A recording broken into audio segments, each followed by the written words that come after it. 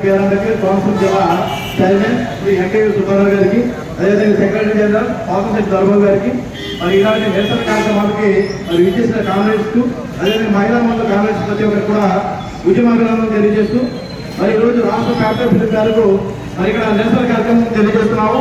మరి నిరసన కార్యక్రమం భాగంగా మరి మనం ఏ విధంగా నష్టపోతున్నాం ఏంటనేసి మరి ప్రభుత్వానికి మన యొక్క అభ్యర్థులను తెలియజేయాలని ఉద్దేశంతో మరి ఇక్కడ ఏర్పాటు చేయడం జరిగింది.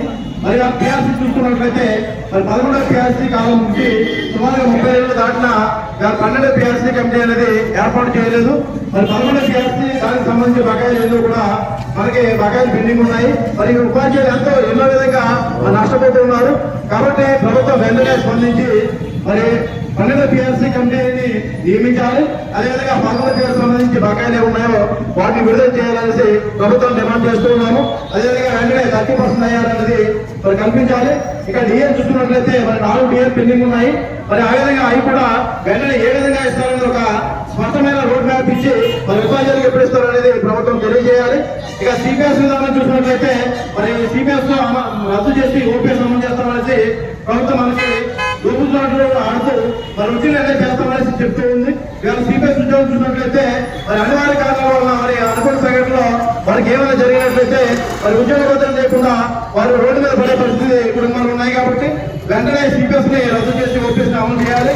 అదేవిధంగా కేంద్ర ప్రభుత్వం ఇచ్చిన మేము 57 మరి దాని విధంగా ఖచ్చితంగా 2003 ఎస్టీఆర్ ఉన్నారు వాళ్ళకి ఓపీఎస్ లో తీసుకెళ్లాలని ప్రభుత్వం డిమాండ్ చేస్తున్నాము.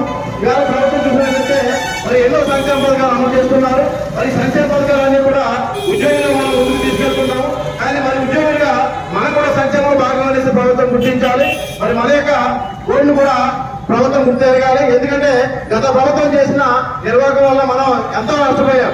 కాబట్టి ఈ ప్రభుత్వం కూడా అటువంటి పరిస్థితులు రాకుండా ఖచ్చితంగా మనకి మరి మేలు చేసే విధంగా ముందుకెళ్లాలనేసి తెలియజేస్తూ ఇక 25, 27, 26, 27 తేదీలు కూడా విజయవాడ నిరసన కార్యక్రమం ఉంది. కాబట్టి మీ అందరూ కూడా ఆ కార్యక్రమానికి చేసి మరి మా యొక్క నిరసన తెలియజేసి ప్రభుత్వం దృష్టికి ఎన్ని విధంగా మీ అందరూ వస్తారనేసి తెలియజేస్తూ మరి నాకు అవకాశం ఇచ్చిన చైర్మన్ గారికి ధన్యవాదాలు తెలియజేస్తాం. థ్యాంక్ యూ మిత్రమా. భవిష్యత్తులో చేసేటువంటి పోరాటాలలోని భాగస్వామ్యాలు కావాలని చెప్పి తెలియజేసుకుంటూ ఆఖరిగా మన మిత్రుడు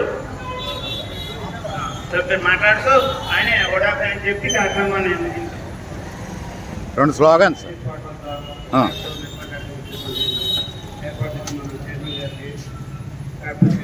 మరియు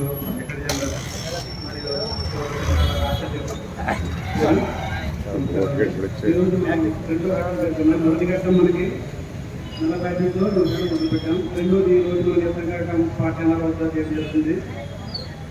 ఈ కార్యక్రమంలో మన అందరూ కూడా చెప్తున్నారు చెప్పారు.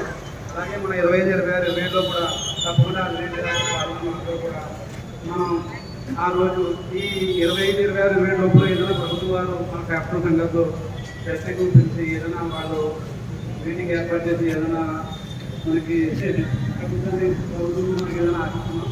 కానీ అలా జరుగుతుంది అనుకున్నాం. కానీ రేపు మన క్యాబినెట్ మీటింగ్ దాంట్లో కూడా ఏదైనా ప్రస్తావన వస్తే బాగుంటుంది అనుకున్నాం. ఈ కార్యక్రమం ఇచ్చినటువంటి అందరూ కూడా రేపు